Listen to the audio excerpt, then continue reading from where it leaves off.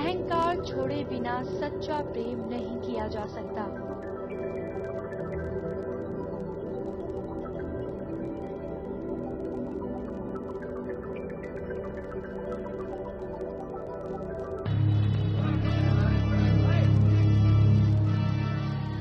पैंसठ साल से चली आ रही थी बनती बिगड़ती जिंदगी।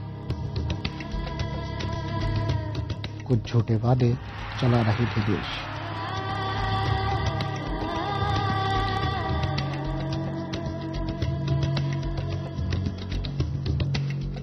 ऐसे ही कुछ वादों से बनती बिगड़ती आ रही थी हमारी किस्मत। शुक्र है हर खबर से बाखबर हैं हम, क्योंकि हर वादा झूठा नहीं होता।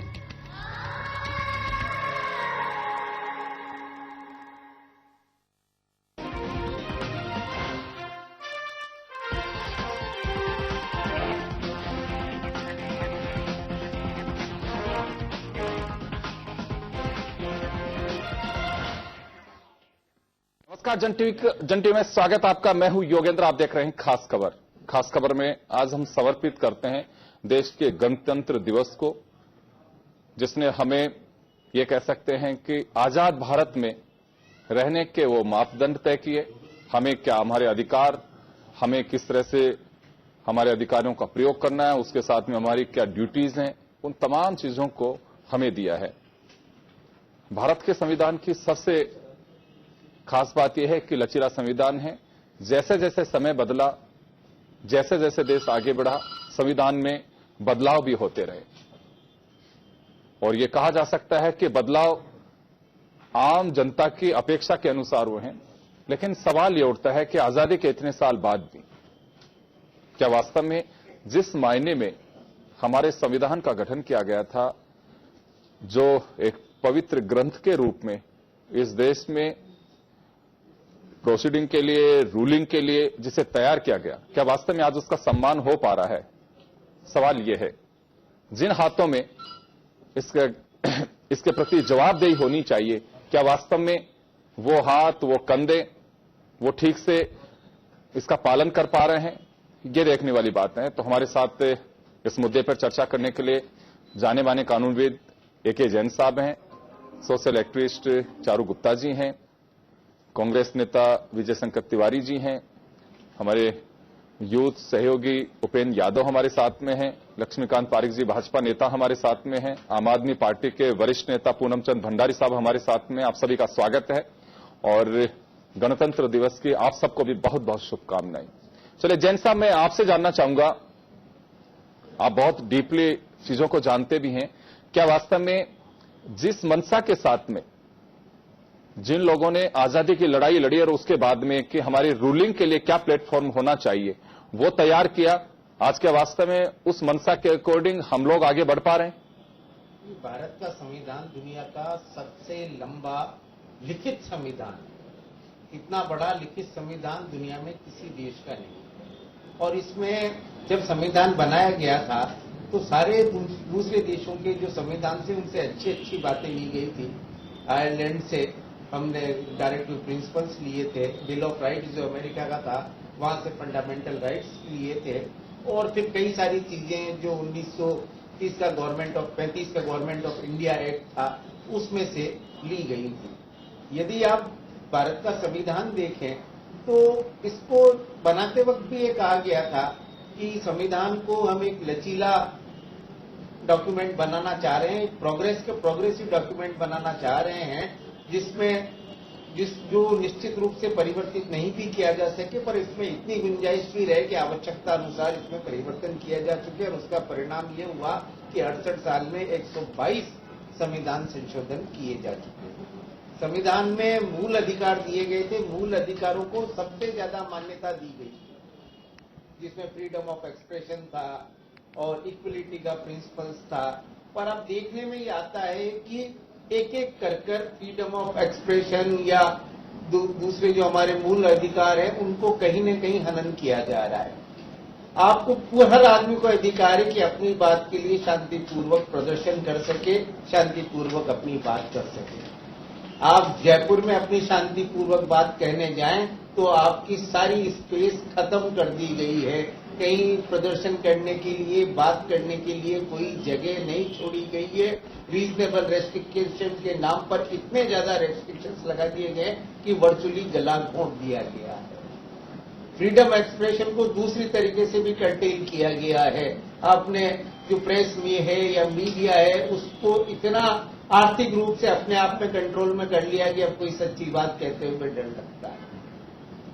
जो ब्रिटिश लॉ थे, जिसके लिए महात्मा गांधी ने ये कहा था, पंडित जवाहरलाल नेहरू ने कहा था कि ये सबसे खराब लॉ है 153 में, जिसके लिए एक जो देशद्रोह के तथाकथित कानून होते हैं 123 है, 124, 153 है, कि हम बने तो सबसे पहले इन डॉक्यूमेंट्स को हटाएंगे। वो आज तक नहीं हटाए गए। तो एक हाथ से लिया गया है। अगर हम 68 साल बाद इसको रिविजिट करें कॉन्स्टिट्यूशन को, तो ये कहते हैं कि हमारे जो मूलभूत अधिकार हैं उनका गला एक तरीके से घोट दिया गया है। आज आपको कहने की कोई, आज इंटॉलरेंस इतनी ज्यादा बढ़ गई है कि पहले जो ओपन डिस्कशन, पहली बार जयललिता जीत कर जिस दिन पार्लियामेंट के अंदर गई थी, 2 घंटे तक उन्होंने सेपरेट तमिल देश की बात की थी और पूरी पार्लियामेंट ने शांति से सुना था। देश में कहीं भी हल्ला नहीं बचा था। तमिलनाडु देश का आज एक बड़ा इंटीग्रल पार्ट है, पर जो सबसे ज्यादा टाइम चीफ मिनिस्टर रही, उसने 1 घंटा पूरा भाषण इस बात पे दिया था कि हम तमिल एक सेपरेट नेशन है और हमें हिंदुस्तान से अलग होकर एक सेपरेट राष्ट्र चाहिए। उसको सुना गया। आज के आप कहने की सोच सकते हैं इन सब बातों को लेकर। तो इसलिए ऐसा बार बार ये लग रहा है कि 122 तीन अनुसूचियां बनाई गई थी, राज्य की, केंद्र की और समवर्ती सूची। और आज क्या स्थिति है कि साबुन बनाने जैसे लाइसेंस केंद्र जारी कर रहा है, जो कि कुटीर उद्योग में शामिल किए गए थे। राज्यों के सारे अधिकार छीन लिए गए हैं समवर्ती सूची के नाम पर और केंद्रवर्ती सूची के नाम पर। फाइनेंशियली हमने फेडरेशन यूनियन ऑफ इंडिया बनाया था, फेडरल कैरेक्टर हमने लिया था, अमेरिका से फेडरल कैरेक्टर लिया था, पर केंद्र को स्ट्रांग बनाते हुए यूनियन रखा था।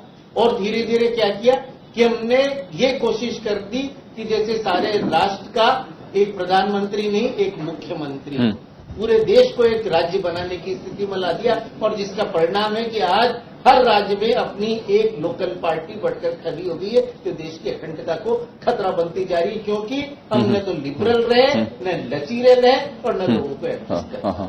कुल मिलाकर के कहा जा सकता है कि हमने संविधान में चेंजेस हो या फिर हमारी जो डेफिनेशन है डेमोक्रेटिक सिस्टम की या फेडरल सिस्टम की, उसको अपने अकॉर्डिंग उसको ढालने की कोशिश की। और यही एक बड़ी वजह रही कि जब लगा राज्यों को कि हमारे हितों की उपेक्षा हो रही है, रीजनल पार्टीज इसी वजह से पैदा हुई। और आज देश का फेडरल सिस्टम रीजनल पार्टीज के भरोसे है, जो आपको मिनिमम कॉमन प्रोग्राम के नाते ना कोई आपके संवैधानिक दायित्व की बात रही है, ना कोई आपकी विचारधारा रही है, केवल बस एक मिनिमम कॉमन प्रोग्राम, वही आपका एजेंडा है। कौन किसका कब भागीदार होगा ये, और इससे राष्ट्र पे क्या विपरीत इसके असर पड़ेंगे। क्योंकि आप जब गठबंधन में जाते हैं, गठबंधन का दूसरा मतलब समझौता होता है, और समझौते में ब्लैकमेलिंग के शिकार होते हैं, क्योंकि दोनों तरफ से कुछ न कुछ अपनी बातें रखी जाती हैं। और अगर आप उनको पूरी तरह से नहीं कर पाते हैं तो आपकी सरकार को खतरा होता है, आप चुनाव को फेस करना नहीं चाहते हैं, क्योंकि अंदर की कमजोरी हर राजनीतिक दल जानता है।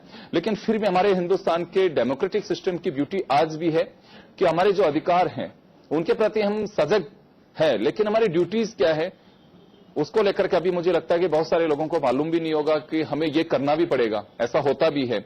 चलिए, हमारे साथ में पूनम चंद भंडारी साहब भी हैं, जो वरिष्ठ लॉयर भी हैं और आम आदमी पार्टी के नेता भी हैं।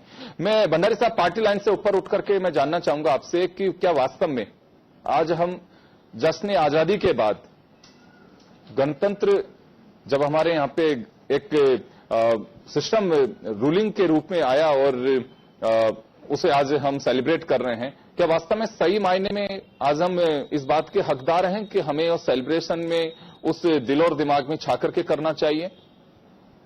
बिल्कुल, मैं कहता हूं कि करना ही चाहिए। देखिए, संविधान क्या है, अगर अपन एक जनरल भाषा में बात करें तो आम आदमी समझेगा नहीं। संविधान लागू हुआ 26 जनवरी हमारा संविधान, 4 साल 3.5-4 साल लगे इसको बनाने के अंदर। यानी जब ये देश आजाद हुआ, इस देश की आजादी में हर जाति ने, हर वर्ग ने अपना सहयोग दिया और उसके आधार पर हमारा देश आजाद हुआ। कोई ये नहीं कह सकता कि पर्टिकुलर एक वर्ग ने, धर्म ने, जाति ने इस देश को आजाद कराया हो। हमने मिलकर जब देश को आजाद कराया तो सबने मिलकर फिर एक ऐसा कानून बनाया जाए, संविधान बनाया जाए कि सब उसका पालन करें। इस बनाया गया ये। तो सारे लोगों ने मिलकर के, उनमें जो क्रीम लोग थे उन्होंने मिलकर के ये देखा कि हमें कोई न कोई नियम आना चाहिए जिसको सब पालन करें। उसके लिए ये सारे बनाए गए। हमारे फंडामेंटल राइट हैं, मौलिक अधिकार, इस अधिकार को आप नहीं सकते हम, लेकिन क्या हम भी कर रहे हैं, आप भी कर रहे हैं।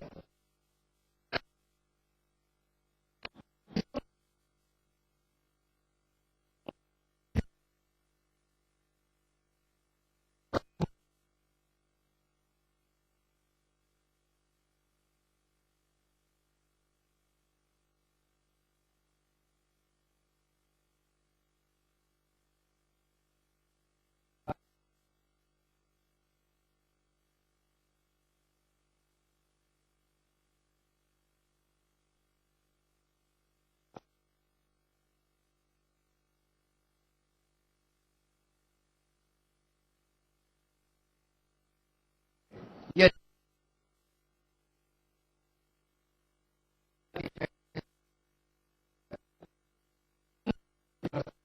और हमारी संविधान को चिंता करते हैं।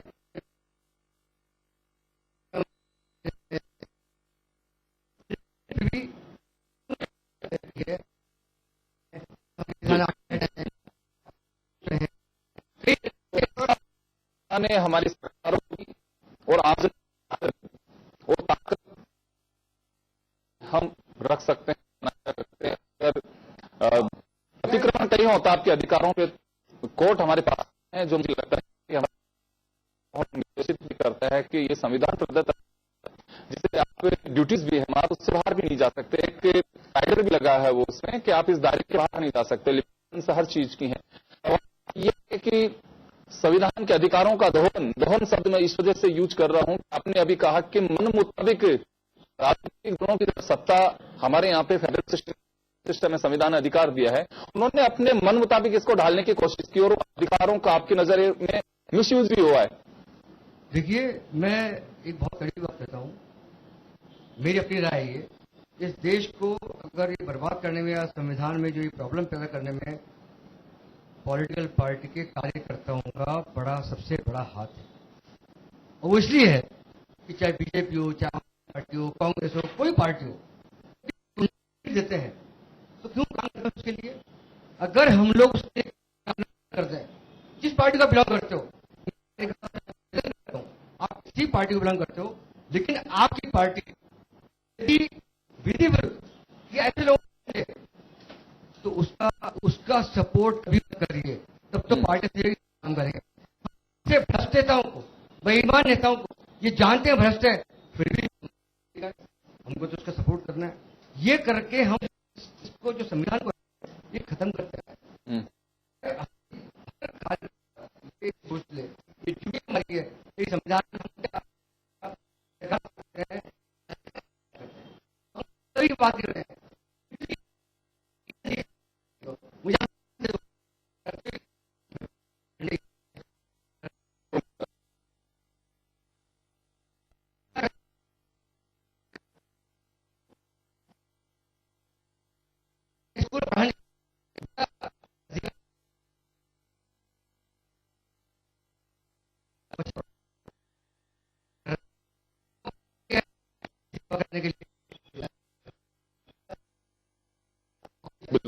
बिल्कुल